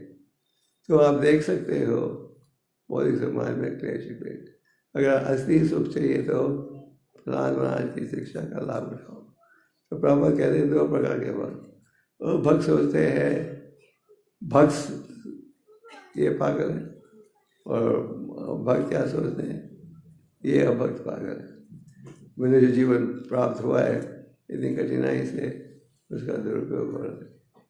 और प्रभुपाद जी लॉजिकली फिर अंत में बताते हैं जो अभक्त हैं जिन्हें मनुष्य देह प्राप्त हुआ है उसका दुरुपयोग कर रहे हैं वो हैं असली आगर या मूल लोग अर्थात ब्रह्म जिज्ञासा। तो हम सबका सौभाग्य है क्या कि हम भक्ति में जुड़े हैं और ये शुद्ध संदेश प्राप्त हो रहा है। पापा जी कहते थे जब तक आपके पूर्व जन्म के अच्छे संस्कार नहीं हो आप कृष्ण भक्ति में जुड़ नहीं सकते। हम सब जुड़े हैं तो हमें क्या करना चाहिए सारे अवगुणों को दूर करना है और जो गुण हैं उन्हें अनुकूल करना है। और ये है शास्त्र में। आज के श्लोक में क्या एक आदेश है मन को भगवान के नाम लौटना है तो क्या करो मन को शांत बनाओ। मन शांत बन सकता है। कई प्रश्न हैं जो लगभग भक्त पूछते हैं सारे विश्व में और एक प्रश्न ये है how to make the mind control. तो यहाँ कहा जा रहा है मन शांत रहेगा तो आपके मन में एक ही भाव हो एक ही वो क्या है आध्यात्मिक कि हमें आध्यात्मिक जीवन चाहिए चाहे कुछ भी हो। रूपा गोस्वामी कहते हैं हे मेरे प्रिय भक्त जो कीमत भी भरने पड़े भरो और कृष्ण भक्ति को हाथ से ऐसा नहीं मार दो। तो कीमत का मतलब क्या है रुपये देना नहीं। कीमत का मतलब है जो कि शास्त्रों की शिक्षा है उसका लाभ उठा है। मानो आपको एक गहरी बीमारी हो जाती है और उस बीमारी का इलाज करने के लिए आपको कुछ ऊंची रकम शरीर के अंग मुझे उससे पहले एक वक्त मिला था जिसने कहा मेरे भाई को किडनी दोनों फेल हो गई है अब मुझे अपनी किडनी देना पड़ेगा उसकी सुरक्षा के लिए। तो भौतिक संसार में आप देखोगे एक क्लेश होता है दूसरा कष्ट आता है। तो असली सुख चाहिए परमेश्वर भक्ति में जुड़ना चाहिए तो मन को शांत बनाना है और सबके प्रति समानता का भाव। और पवित्र कैसे बनोगे और जिंदगी मैल कैसे दूर करोगे उसी के विधियों के द्वारा। चैतन्य महाप्रभु ने 5 मेन पॉइंट्स की वर्णन की है। एक है साधु संगत जिसकी चर्चा हम कर चुके हैं और साधु संगत में रहोगे तो असली संदेश मिलेगा। असली संदेश क्या है नाम कीर्तन शास्त्र। फिर तीसरा नियम क्या था भागवतम और गीता का अध्ययन। इन शास्त्रों का अध्ययन ये भी बहुत महत्वपूर्ण है। एक शास्त्र केवल बांटने के लिए नहीं है हमें भी पढ़ना है। हम पढ़ेंगे तो जैसे आपको पहले बताया है भगवान बड़े प्रसन्न होते हैं। आखिर ग्रंथों में है क्या क्या है भगवान का उपदेश और आचार्यों की व्याख्या। तो भगवतम और गीता इनको पढ़ो। चौथा क्या था भगवान के आर्च विग्रह की उपासना श्रद्धा और प्रेम के साथ। जो मायावादी लोग हैं वो आर्च विग्रह में विश्वास नहीं करते। वो कहते हैं ये तो मूर्ति है लकड़ी की मार्बल की जिसमें भगवान थोड़ी है। हम भगवान को भोग लगाते और कहते हैं भगवान ने खा लिया अब भक्त खाएंगे। और जो मायावादी आपकी वो कहते देखो इन मूर्खों को कहते भगवान ने खा लिया थाली तो भरी हुई है तो भगवान ने कैसे खा लिया। यहाँ पर हम जब खाते हैं थाली खाली हो जाती है, तो क्या है उत्तर? भगवान खाते हैं अपने नेत्रों से और कानों से। भगवान के लिए कोई कार्य असंभव नहीं। अद्वैतम अच्युतम अनादि अनंत रूपम। भगवान अपने आप को अनेक रूपों में प्रकट करते हैं। आद्यम पुराना पुरुषम नवयौवनम च। आप हो सबसे पुराने पुरुष, पर आप दिखते हो कैसे? नवयौवनम च, बिल्कुल जवान जैसे। अभी कभी भगवान की तस्वीर देखिए ऐना के साथ या रिंकल चीक्स के साथ नहीं, ये अद्यम पुराना पुरुषम नवयौवनम च। हालांकि आप सबसे प्राचीन हो, भी आप देखते हो कैसे? बिल्कुल जवान। अंग्रेजी जैसे सकल निवृत्ति मानती। किसी एक अंग से भगवान किसी और अंग का भी कार्य कर सकते हैं। हम जब भोग लगाते हैं, भगवान उस भोग को खाते हैं कैसे?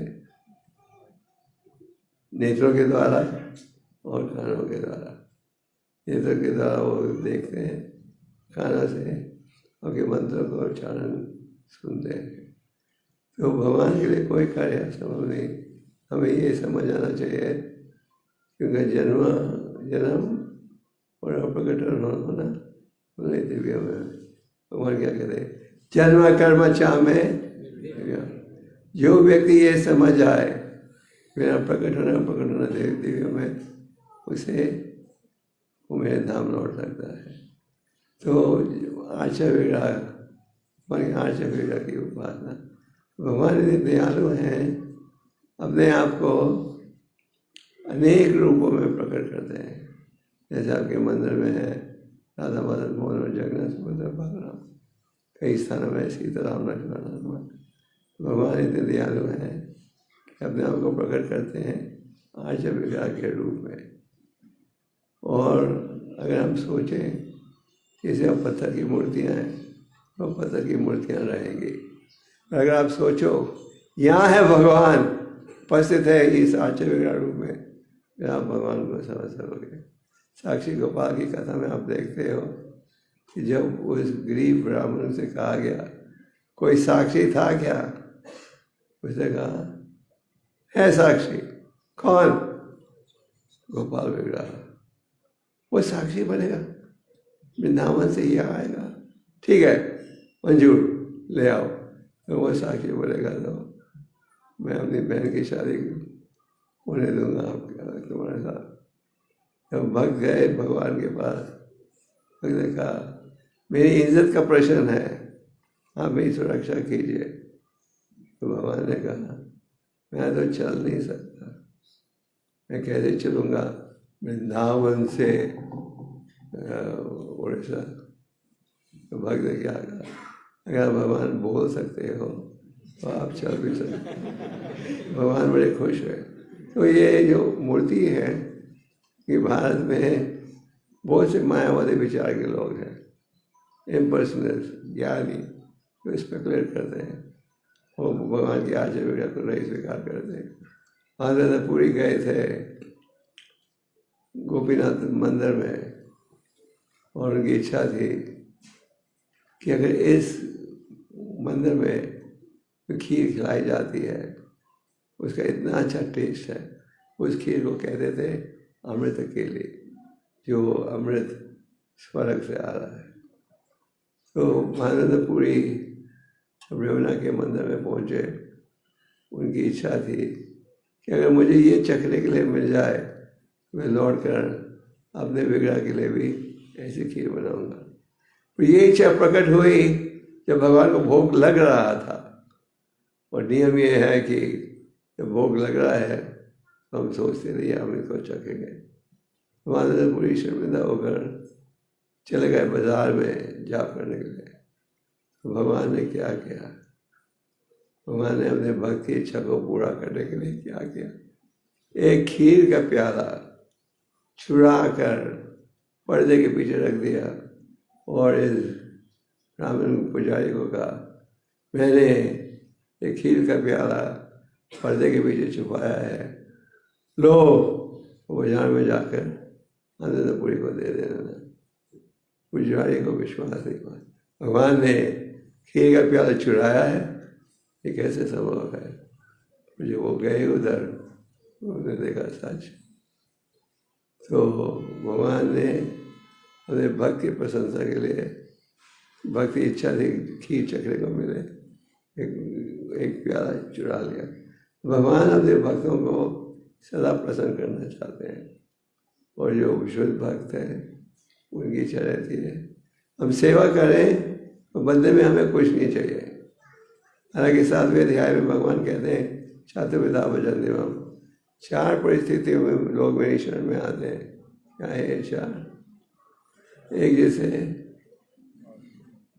धन चाहिए, पर आप गाजियाबाद के भक्तों को तो धन नहीं चाहिए, धन चाहिए। फिर रोगी, पीड़ित, ज्ञानी, 4 के 4 पुण्यात्मा हैं। तो सर्वश्रेष्ठ कौन है? वो निष्काम भाव से मेरी शरण में आता है। तो ये है हमारे शास्त्रों का वर्णन। व्यासदेव जी के मन में कोई थोड़ी अशांति थी, उन्हें लग रहा, उन्हें ये नहीं समझ आ रहा था मैंने इतने शास्त्रों का वर्णन किया है, सार और प्रस्तुत किया है, जब भी मुझे लगता है कि मेरे कार्य में कुछ कमी रह गई है। तो उन्होंने सोचा चलो नारद मुनि से पूछता हूँ। जब वो मिले, नारद मुनि ने क्या कहा कि तुमने केवल शुद्ध भक्ति पर बल दे दिया, जिसके पश्चात उन्होंने हमें भागवतम का ज्ञान दिया। तो श्रीमद् भागवतम और गीता में एक गीता का क्या निचोड़ है, भक्तिया माम अभिजानते, तो मुझे जान सकते हो कैसे? भक्ति के माध्यम से। तो भक्ति के मार्ग में हम सब जुड़े हैं, हमारा प्रयास रहना चाहिए अब भक्ति में आगे बढ़े। आपको ऊंचा बुखार होए, अब क्या चाहते हो? बुखार रहे या कम हो जाए? क्या अब चाहते हो बुखार जल्दी कम हो जाए? तो इस प्रकार हमारा भाव रहना चाहिए। हमारा जो भौतिक बुखार है वो बहुत ऊंचा है, उसको घटाना है। तो वैक्सीनेशन किया है होली ने, तो जीव जागो गौरचंद्र बोले। ठाकुर भक्तिनाथ कहते हैं जीवात्मा जागो और तुम्हारे के शरणगत हो जाओ। वो कहते हैं मैं एक दवाई लाया हूँ हर समस्या का हल करने के लिए। क्या है वो दवाई? भगवान का दिव्य नाम। और ठाकुर भक्तिनाथ कहते हैं प्रियता को वारिता को सदा हरि प्रियता को, चाहे आप गृहस्थ हो या ब्रह्मचारी, ये हरि नाम को अपनाओ। तो हरि नाम है उपाय हर प्रकार की समस्या के लिए। कई बार लोग 10 क्वेश्चन पूछते हैं, ह्यूमिलिटी कैसे डेवलप करें, डिटर्मिनेशन कैसे डेवलप करें, मन को कैसे कंट्रोल करें। सबका उपाय एक ही दवाई है। सच बात है, one medicine to cure all problems, और वो है chanting of the holy name. तो आज के श्लोक में ये बताया जा रहा है कि अगर आप भगवान के धाम लौटना चाहो तो क्या भाव होना चाहिए। दूसरे शब्दों में हृदय की मैल को बिल्कुल निकाल देना चाहिए, और वह संभव है भगवतम के संदेश का धारण करके। तो इन श्लोकों में ये दिखाया जा रहा है कि अगर भगवान के धाम लौटना है तो हमें क्या करना चाहिए। तो आपका न्यू ईयर का रेजोल्यूशन, जब आप छोटे थे स्कूल में आप लोग न्यू ईयर रेजोल्यूशन बनाते थे, ये साल हमने ज़्यादा मेहनत करनी है अच्छे नंबर प्राप्त करने के लिए। आप लोग निर्णय कर दो। और जिनकी बुरी आदतें हैं, शराब पीना, सिगरेट पीना, वो क्या निर्णय लेते हैं, ये साल हमने शराब कम कर देना, ये कुछ। तो न्यू ईयर रेजोल्यूशन अगर भक्त बनाना चाहें, ये बनाना चाहें हम भगवान के शरणगत हो, हमें अपराधों से बचना है, हमें हरिनाम में रुचि बढ़ानी है, शास्त्रों की कथा में रुचि बढ़ानी है। और हरिनाम में रुचि बढ़ेगी उच्चारण करके, गीता भगवत में रुचि बढ़ेगी फिर आप बेकायदा पढ़ते हो।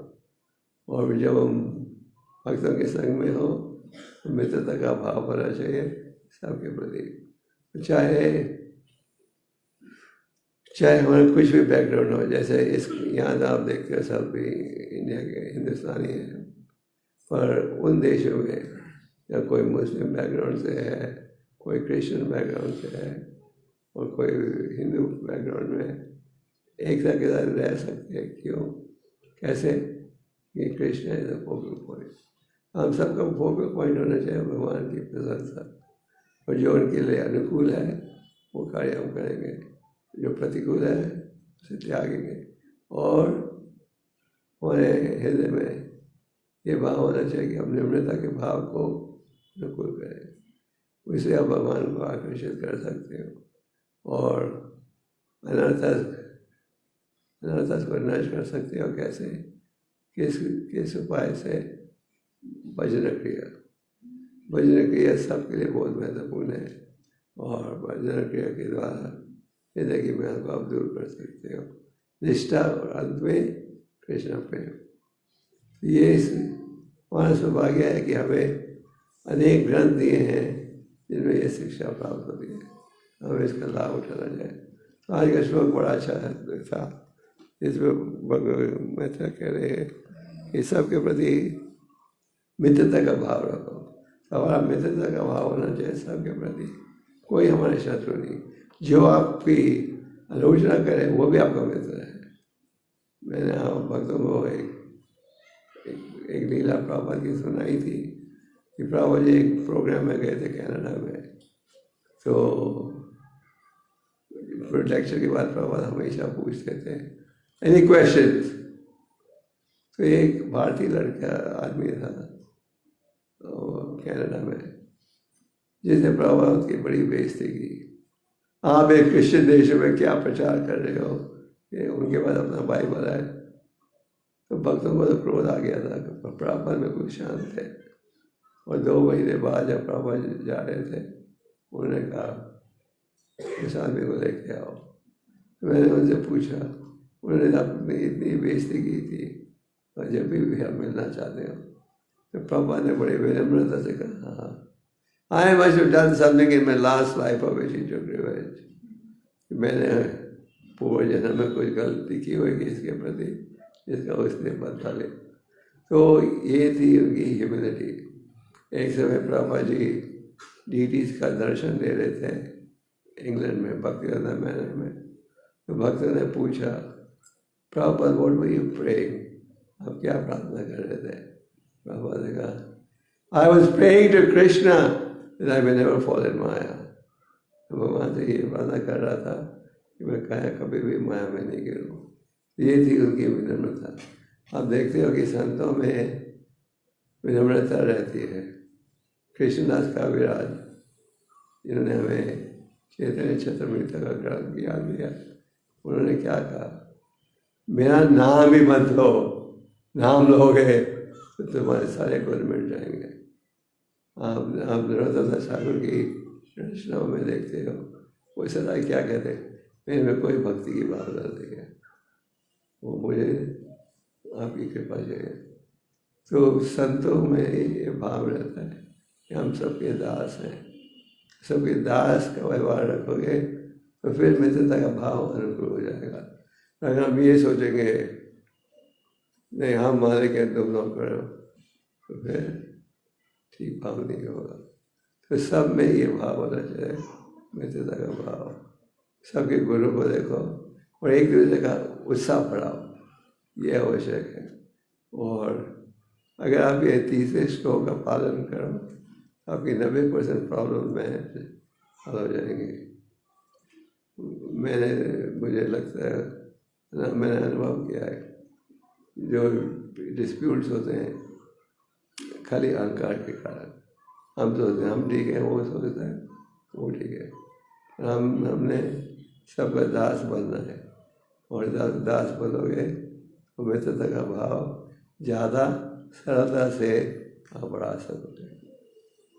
तो इस श्लोक में यह का बताया जा रहा है किस प्रकार आप भगवान के धाम लौटने के योग्य बन सकते हो। तो सारी शिक्षा यह है, हमें इसका लाभ उठाना चाहिए। हरे कृष्ण। आप में से कितने भक्तों की इच्छा है कि आप भगवान के धाम जाने के योग्य हो, सब के। हाँ। ध्रुव महाराज जा रहे थे वैकुंठ एयरलाइंस में। अजय कोई प्रश्न है?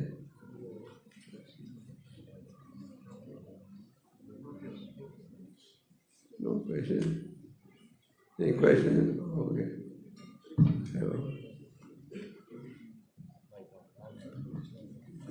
हरे कृष्ण गुरु महाराज, आपको चंदन कोटि प्रणाम। गुरु महाराज, आपके आशीर्वचन में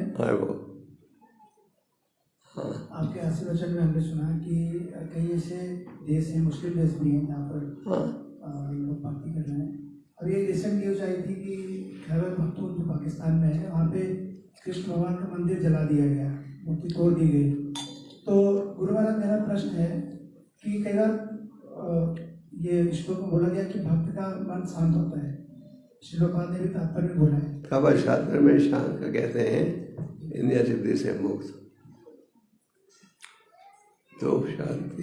जी तो ऐसा देखा जाता है महाराज, अगर कोई माता जी भक्त बन गए, प्रभु जी नहीं बने तो अशांति रहती है घर में, या प्रभु जी भक्त बन गए, बच्चे नहीं बने, बड़ी अशांति रहती है कि बच्चा सो के उठा बज गया ठंडी के मौसम में, तो भक्त जो है वहीं से अशांति शुरू हो जाती है। आज सुबह श्री गुरुपाद का ये था आशीर्वचन में कि जब भक्त हरिनाम शुरू करते हैं 16 वाला, तो उनके जीवन में कष्ट आना शुरू हो जाते हैं। और एक तरफ कुंती महारानी कष्ट मांग रही है कि हम ये नहीं कहते कि अगर हम माँ का जप करोगे तो आपको कभी कोई बीमारी नहीं होगी, आपकी नौकरी नहीं छूटेगी, धंधे में लाभ ही लाभ होगा। हम ऐसा नहीं कहते। हमारे जो कष्टों का परिणाम है, इतिहास है, उसके अनुसार सुख दुख तो मिलेगा। कई बार बाबा पूछते हैं हम भक्त बन गए, हमारा घाटा क्यों हो गया? तो अगर भक्त को कठिनाई अनुभव ही करना पड़े, वो क्या सोचता है?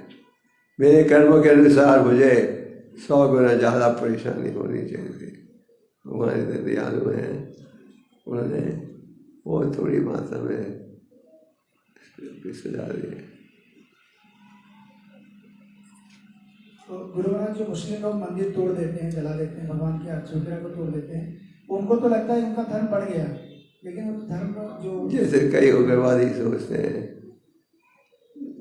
किसी को मारना ये उनका धर्म है। यस गुरु महाराज, लेकिन ये तो बहुत बड़ा सनातन धर्म तो असली धर्म है। तो पाकिस्तान में जैसे इस्कॉन के भी भक्त हैं गुरु महाराज, उनके लिए खतरा भी है। पता है आपको? अभी तक पाकिस्तान में हमारे भक्तों को कोई कष्ट नहीं मिला है। और 2 साल पहले पाकिस्तान गवर्नमेंट ने 1000 उर्दू गीता और 1000 सिंधी गीता ली थी। और सिंध में बांटने के लिए, सिंध में हिंदुओं की संख्या काफ़ी है।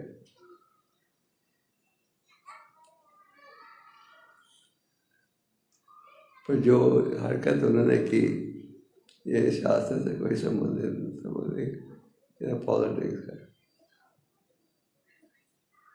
इंडिया में कुछ होता है तो वहाँ एकदम पाकिस्तान होता है, रिटेलिएशन होता है। Politics. There are any more questions? हाँ। हरे कृष्ण महाराज जी, कि आपने बताया कि हमें कैसे रहना चाहिए भक्तों के बीच में। ये सब जो आप बता रहे थे, ये सारी हम देखते हैं कि आपके अंदर सारी क्वालिटी ऑलरेडी है। ये सब आप जैसे अपने भक्तों से रहते हैं और गॉड ब्रदर्स के साथ रहते हैं। गुरु महाराज, जैसे आपने इसमें बताया था समदर्शन के बारे में, तो उसमें आपने बताया कि समानता का हमें भाव रखना चाहिए। Equipoise. Yes Maharaj. Equal to everyone. Yes Maharaj. उसमें आपसे चीज़ पूछनी थी कि जैसे नॉन डिवोटीज और डिवोटीज के बीच में हम कई बार ये समानता का भाव नहीं रख पाते, और at the same time devotees के बीच में भी हमारे कोई क्लोज डिवोटी होता है, कोई क्लोज मित्र होता है, कोई क्लोज मित्र नहीं होता, तो उनके बीच में भी हम समानता का भाव नहीं रख पाते। तो इसको कैसे समझे गुरु महाराज? सबसे पहले आपका प्रश्न था, जैसे आप नौकरी करते हो या कर्मियों के बीच में हो, तो इक्विपोइज समानता से व्यवहार भक्तों के लिए भक्तों के साथ होना चाहिए। अगर आप भौतिक दुनिया में नौकरी करते हो, धंधा करते हो, वहाँ तो एडजस्ट करना पड़ेगा अकॉर्डिंग टू सिचुएशन, पर भक्तों के प्रति इक्विपाइज होना चाहिए, भक्तों के प्रति ह्यूमैनिटी होनी चाहिए, भक्तों के प्रति हमें उनके गुणों को देखना चाहिए, हमें उनका दास बनने का प्रयास करना चाहिए। पर हम ये नहीं कहते कि भक्तों के दास बनो। जब आप बौद्धिक समाज में होते हो फिर तो आप शेर जैसे भी कर सकते हो। पापा से किसी ने पूछा था, how can we be humble and distribute work? तो पापा said, be a lamb at home and a lion outside. भक्तों से व्यवहार करो, मेन बन के। फिर जब प्रचार में जाते हो शेर बनो, तो जब आप ऑफिस जाते हो you can be like a शेर। और जब भक्तों से व्यवहार करते हो मंदिर में, जब be like a lamb।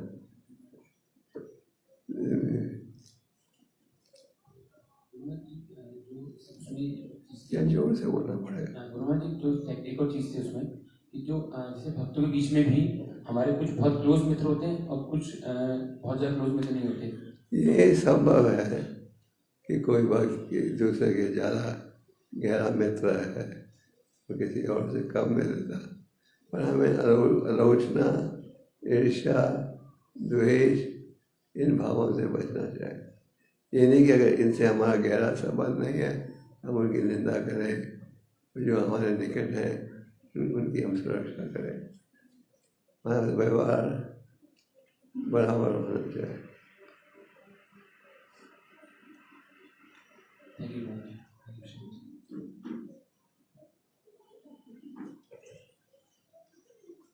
Any more questions? Yeah. हरे कृष्णा गुरु महाराज, आपके चरणों में कोटि दंडवत प्रणाम। गुरु महाराज, जैसे हम अपनी जब भक्ति में नहीं थे तो उसके पहले तो हम अपना आप को कुछ कमियां महसूस नहीं होती थी, लेकिन जब से हम भक्ति में आए तो हमें अपने अंदर की जो बुराइयां हैं जो हमारे अंदर है, जो महसूस होती है कि भाई हमारे अंदर ये बीमारी है, इसकी वजह से नहीं, तो उसकी वजह से सेवा में हम जुट नहीं पाते। सेवा करने की इच्छा तो होती है, लेकिन जो हमारे अंदर कलमश है, किसी प्रकार का रोग है, वो उस वजह से हम सेवा नहीं कर पाते। तो महाराज कैसे उसे हम दूर कर सकते हैं, कैसे हम सेवा से जुड़ सकते हैं? तो सेवा क्यों नहीं कर पाते? व्यापार में कुछ ऐसे डिस्टर्बेंस हो जाते हैं कि उसी में ही अलझ कर रह जाते हैं, सेवा में दूर हो जाते हैं। भौतिक समाज में अनेक परेशानियां आएगी और आती रहती हैं। हमें ये नहीं सोचना चाहिए अब हम डिवोटी बन गए हैं, अब तो कठिनाई के दिन गए।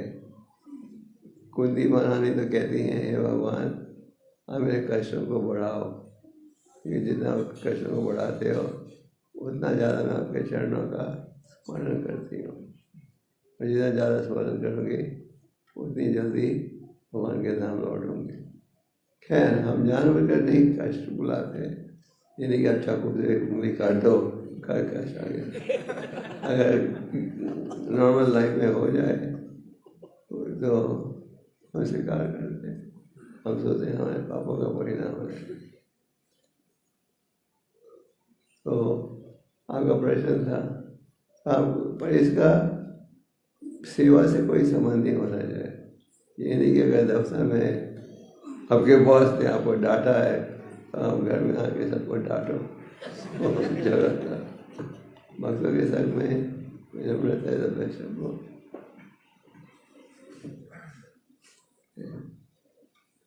जब आप भक्तों के संग में रहते हो तो लोग पहचाने जाते हैं कि जो भक्त हैं, जो आपका असली मित्र है वो आपकी कमियों को सुनाएगा, ये नहीं कि उनको छुपाने की कोशिश करेगा।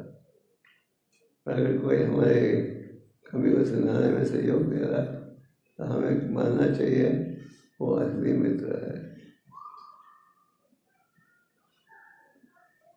ओके। हरे कृष्ण महाराज। या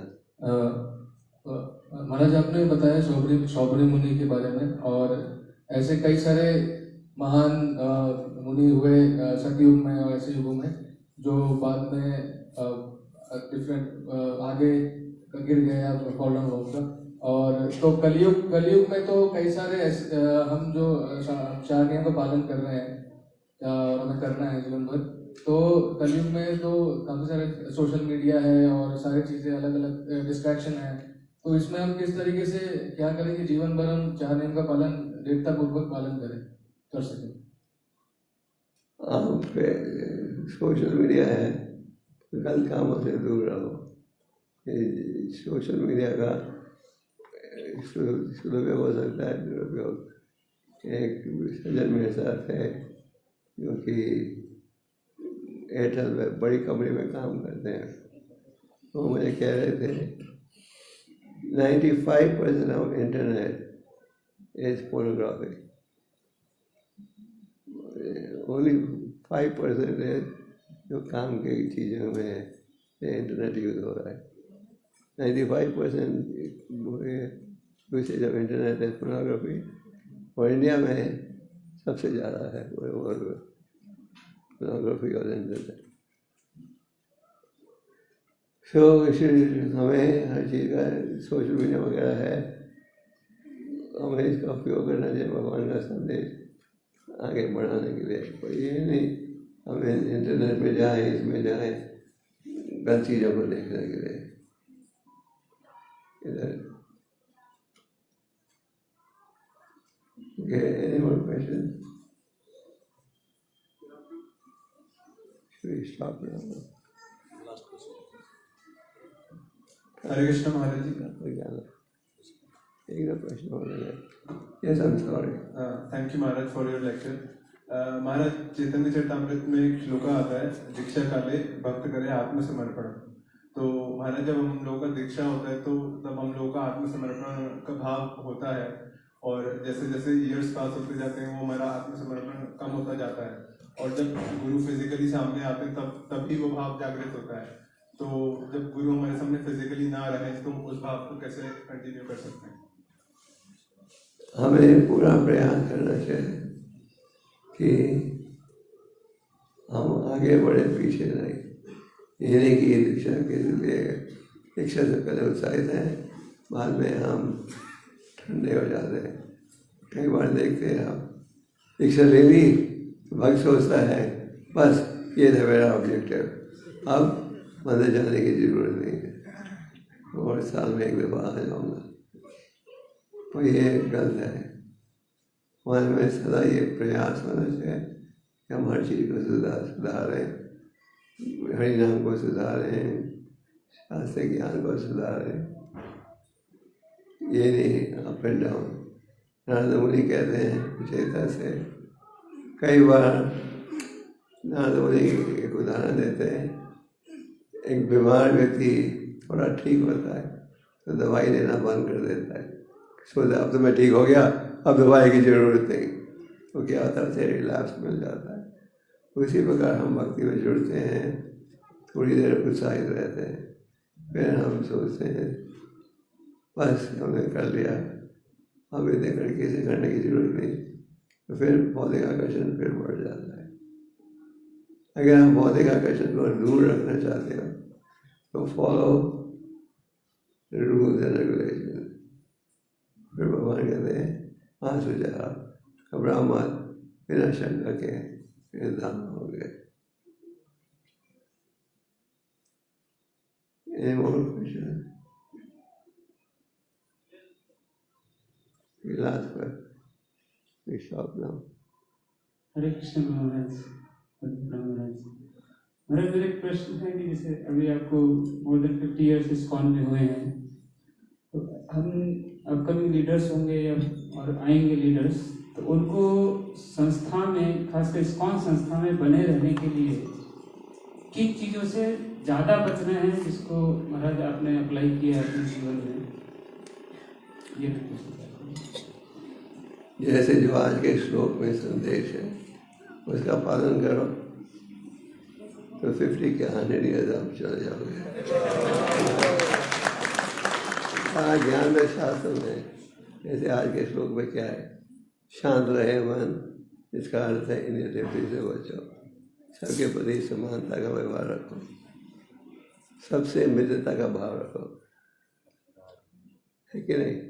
इस महाराज यही सोचते महाराज, ये लेक्चर औरों ने भी सुना होगा, लेकिन कई हम देखते हैं कि इस्कॉन से कई लोग जो है अलग चले गए और लीडर्स थे बड़े, तो उनको देखकर ऐसा लगता है कि नहीं हमें भी ऐसा हो जाना चाहिए, या वो भी एक रूल्स रेगुलेशन फॉलो कर थोड़े रहे हैं। व्यक्ति कलयुग है, आप ये नहीं सोच सकते कि कोई भी भटकेगा नहीं, पर हमें प्रयास करना चाहिए हम नहीं वो भटक जाए। जैसे कि हम देखते हैं घायल व्यक्ति हॉस्पिटल में, आपकी ये इच्छा तो नहीं रहती मैं भी वैसा बन जाऊँ, आप रहना चाहते हो जो हेल्दी है मैंने उसके अनुसार। तो जो भक्त विचलित नहीं हुए उनसे प्रेरणा लो, अगर एक दो विचलित हो गए हैं तो उनसे प्रेरणा मत लो।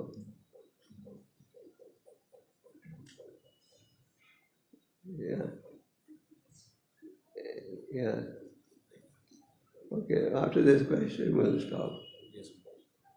हरे कृष्ण महाराज, मेरा क्वेश्चन था कि आपने बताया कि लव मात्र साधु संग सर्व सिद्धि हो, तो हम इतना भक्तों का संग कर रहे हैं पर अभी चीज नहीं हो पा रहा। लास्ट लाइन क्या रहा? बोलिए, थोड़ा जोर से बोलिए। लास्ट लाइन क्या रहा? लव मात्र साधु संग से सिद्धि हो जाती है, लेकिन हम इतना संग कर रहे हैं पर तब भी कुछ नहीं हो नहीं रहा है। नहीं कुछ हो रहा है, अगर कुछ नहीं हो रहा होता आज आप इधर नहीं होते।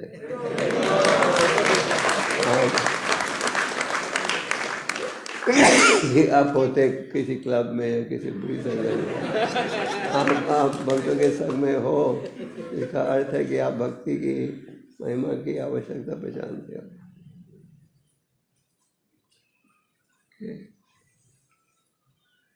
Thank you. हरे कृष्ण। तो हम लोग हृदय से महाराज जी का धन्यवाद व्यक्त करेंगे by loudly chanting Hare Krishna Mahamantra. Hare Krishna Krishna Krishna Hare Hare Hare Rama Hare Rama Rama Hare Guru Maharaj ने महत्वपूर्ण प्रश्नों श्लोक के ऊपर चर्चा किया और इसमें हमारे आध्यात्मिक जीवन के लिए कुछ महत्वपूर्ण जो पहलू हैं जो श्लोक में बताया गया, वो श्लोक का तात्पर्य आप भक्तों को ध्यान से पढ़ना चाहिए।